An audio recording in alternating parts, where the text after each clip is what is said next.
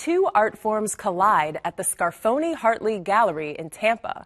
Prolific graffiti artist Ales Bask Hostomsky and legendary comic book creator, artist, and writer Bob Layton team up for the gallery exhibition of an iconic superhero. I've written and drawn about every comic book character imaginable in my 45 years in the business. It'd be easier for you to try to find what characters I haven't done. Most of all, I'm known for the reinvention of Iron Man.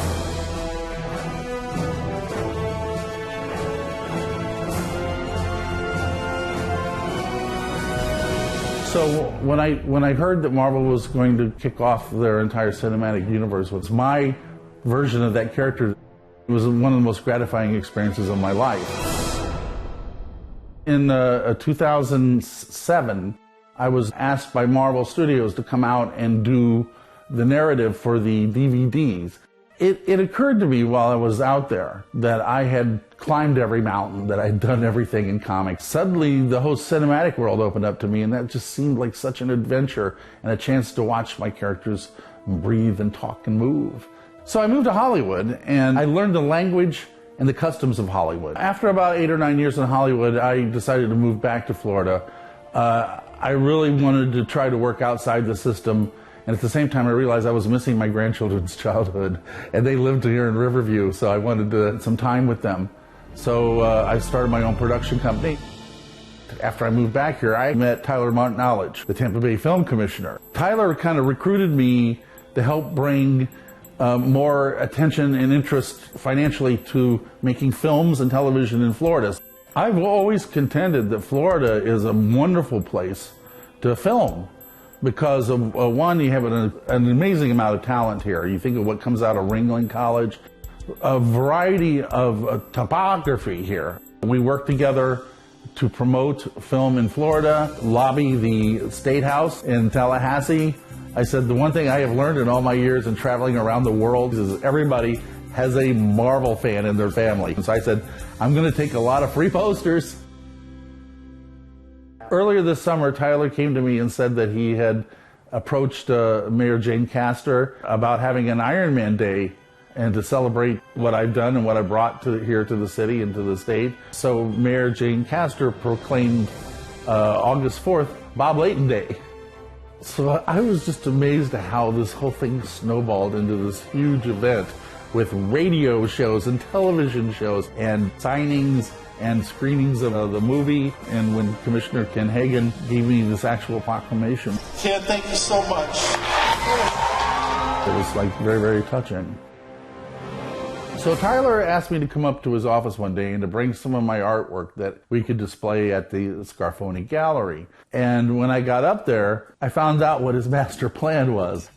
Tyler reached out to me and said he had a pretty special project that he wanted me to collaborate on or get my input, and that's all he said. Another local artist who had worked and had a connection with Iron Man was Bask, who lives in St. Pete. We're sitting at the table and introduced to the group, but I'm also learning that this is the project. It's to collaborate with Bob Layton. Bask did all the graphics and the paintings in Iron Man 3, so we are actually Iron Brothers. 2012, I get a phone call. It was like, hey, Robert Downey Jr. wants your art in Iron Man 3. So immediately I was like, we began collaborating on some ideas for paintings that he could do based on my work. Bask and I had similar backgrounds and similar problems that we had to deal with. I grew up in the Midwest, and it was a difficult childhood because my mother had to raise 5 of us alone. I learned to read from comics. I bugged my sister Sue to teach me how to read. I could tell what was happening in the stories because the pictures connected one panel to another, but I didn't know what they were saying, and I was so curious. Growing up in the Czech Republic, it's we lived under a communist oppression, and it was pretty stifling. I'm always the outcast, and I've always looked towards art to kind of help me through a lot of those moments. I found that comic books were an incredible escape for me. Started looking towards art as a go-to form of joy and therapy and everything, distraction, whatever it might be. I didn't have that many friends growing up, so it was just kind of something that it's like created my own worlds, my own places where I can go, sources of entertainment, essentially. Thank goodness for Spider-Man and the Fantastic Four and all these other characters that kind of kept me going. When I was drawing violent comic books or doing graffiti, none of that made sense to my parents, but they were like, we're going to go all in and encourage it. Eventually, when I got into comics, I started my career at DC, and there I met David Michelinie, who was my writing partner. I convinced him to jump ship and go back to Marvel, and they offered us 3 books that were in danger of cancellation, and that's how they tried out new talent. We basically did a complete overhaul of the premise of Iron Man. And at that particular time, the Betty Ford Clinic had just opened up, and the people were talking openly about drug and alcoholism for the first time. We wanted to give Tony an internal struggle. Demon in a Bottle, there is this real world grounded element of it, and yeah, it's about a guy who is dressed up in a metal costume and he's a billionaire and all this. Despite him having everything in the world that he wants, he still has this albatross around his neck that he just is weighing him down and having him self-destruct from the inside. And it occurred to us that this would be an interesting villain for Tony to have to struggle with. Anybody who's ever had a vice that they were struggling with or something internal, it's like the battle of self versus self is always the hardest. I was struggling with alcoholism myself, 40-something years later, that it was a cry for help.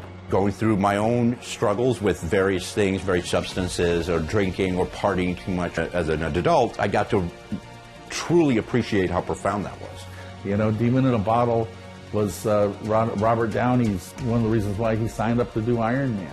Sometimes the message or what the artist is putting out there, things or thoughts or images that reflect a point in time in his life that he needs somebody to connect with that.